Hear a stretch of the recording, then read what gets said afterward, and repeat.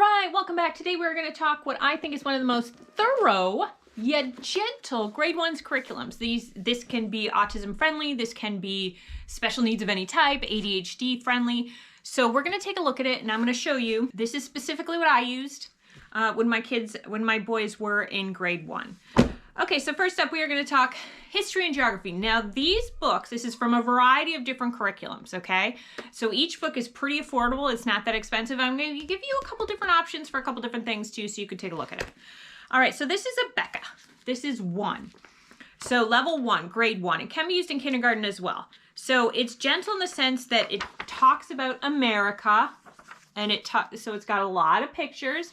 So you can read this. One of the things to do is to teach while eating. So this was my snack thing. Anytime we had a snack, I would pull out this and we would go through it. You can do it more than once if you know, that's the thing is it's not going to take you too long to get through, so you can do it more than once. If, maybe they need a reminder, you can take the bullet points from here of what you think is important.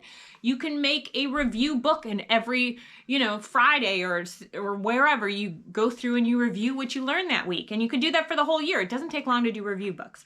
And that is an excellent way to get your special needs child, whatever their need is, to remember some of this stuff if it might be hard. Add pictures to it so it's a mnemonic device, right? So one of the things I didn't at the time think we needed to memorize any of this stuff because I knew like American history, you're going to go over it and over and over and over it quite a bit in their life. So to me, it wasn't that important. But we could do, for example, you could do the flag and you could say, there's 50 stars for 50 states. And you could if you wanted to, rehearse that or go over that every Friday. It's up to you. But anyway, so it's got geography in here too. So it has a couple different countries in here that it does talk about. For example, the Bahamas. And see, it's got nice bright pictures. So pretty easy to do. I did not find that there was a workbook along with this. They usually have questions at the end of it. There's England. FYI, I'm a big monarchist, big royalist. Okay, so next up, let's talk. So I have 2 different reading systems for you. I did a whole bunch just to try and see what would work best. And these are 2 different ones that I think are both really great. This is not the one I specifically used, but it is good as Elemental Phonics. It is $10 a book. Now take a look. So for example, lesson A, ba, b, be, bo, boo, right? Da, dee, di, do, do. So that would work fine for a lot of people. Me, I'm not really great at knowing what sound the word makes unless it's an actual word. I'm a voracious reader, yet for some reason, phonics, phonetically, fa, fa, fee, fo, foo. I don't know if I'm saying that right. Like, I'm not exactly sure. So what I would suggest is the Good and the Beautiful has, I believe it's free, a free app where it does teach you the sound. So in case you're like, wait, what's that sound I'm supposed to make? What's the ah sound, the o sound, the oo sound? You can listen to it there. However, I will say, and you get into bigger words too. Van, man, can, ran, man. Now, this wasn't, so it's got a level 2. It has a preschool literacy. This I did use. This preschool literacy is, so for example, let me show you how this is. So it starts off pretty easy. Circle the matching letters. This is by JDA Learning Resources. Circle the matching letters. And it's one of those things where you do like a page a day. We're talking really gentle. And understand that if your children, paper cut, if your children are behind, you might not be able to start this until 6 or 7. That's okay. You're going to make progress. You're going to see more progress. Like now that my youngest is 8, we make a lot more progress. We do a lot of stuff and we're catching up on a ton of stuff.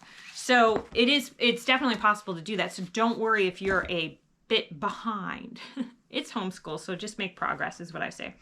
This is the system I use. This is, if nothing else works, this system works fantastic. It's about $10 a book, but you need the flashcards that are $14.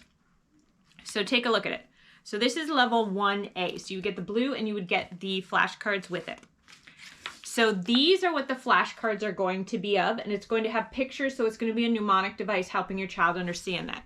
And then these are the words that you need to teach them. Fat, pat, what is it? Rat and sat, okay? And then between all that with the A, they will, once they've memorized that, they can read a story. Now, My kids are on a very good reading program. They are on the Abeka reading program. I did not start on the Abeka reading program. They couldn't start on the Abeka reading program. Abeka kindergarten, I think, should kind of be thrown in the garbage. To me, it's just not a great program. But the rest of Abeka, I love their stuff. So we did these books, and then I switched them off these books onto the Abeka reading program, which is what I wanted to do, because I just think those readers are full of values and morals and everything. So this to me is a great starter curriculum. If your son has ADHD, let's talk about that for a second. Oh, wait, let's do science. Okay, so a couple different options for science. I've done at least 18 or 19 sciences. I know you're like, what, that's crazy. But we went through like 6 a year.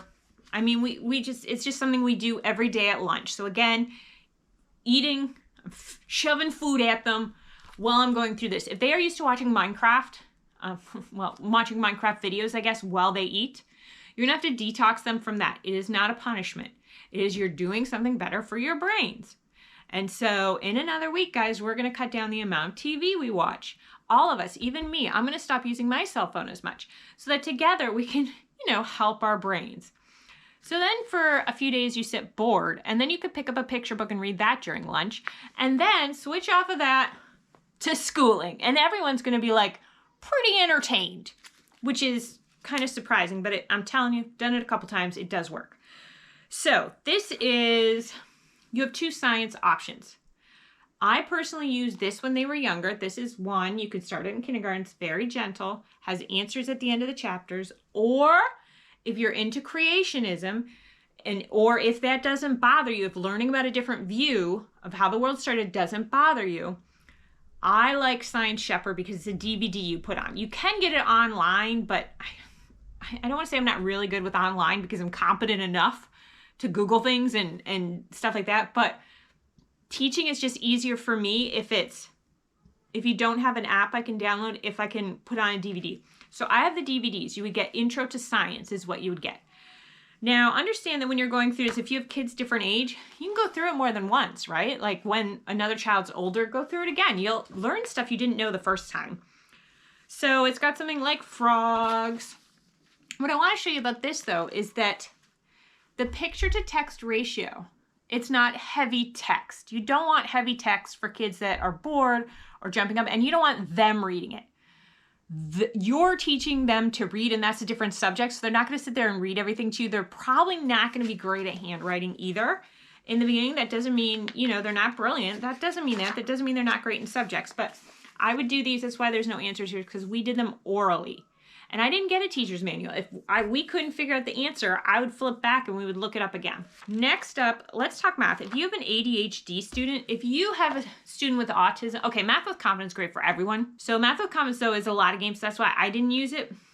But other than that, I loved it. I loved it. I loved it. Again, if I only had one child but my children would just want to keep playing games over and over, and it was too much for me. So if you have an ADHD student, if you have an autistic student, as I started to say, the Matthew C is pretty good. Matthew C worked really well. I think we're switching back to Math Mammoth this year, and I'm just going to suck it up and stick with it because Math Mammoth is very open and go in its mastery, and that's what I wanted. Okay, and I do the handwriting for that for one student. But if you have an ADHD student and you are like, you know what, I can teach this. Well, I mean, the manuals teach it, so you just read it. So this is a textbook. This is the U.S. edition of primary mathematics. That's Singapore math. They got a bunch of different types. This is primary mathematics. So the best country in the world at math, this is what they learn. So this is what your textbook's going to look like, okay? And then this would be what your notebook looks like. For an ADHD student, it is not overwhelming. It is pretty easy. So this is level 1A. So you're starting off, trying to find a page that hasn't been completed. Color the correct number of objects. Okay, so again, it's gentle, right?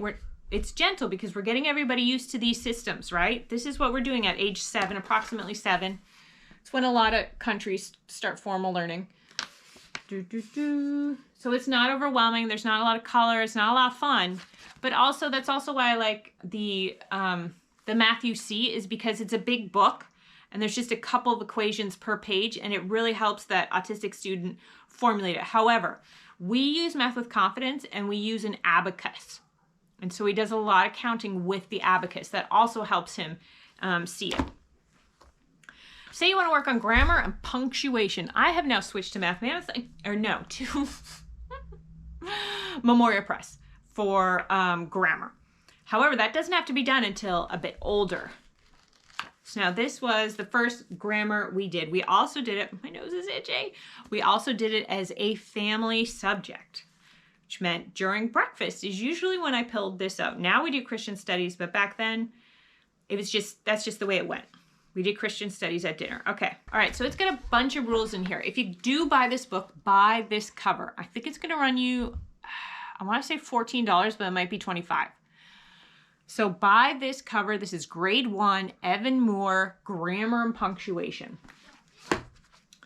So rule number 6, look at rule number 6 there.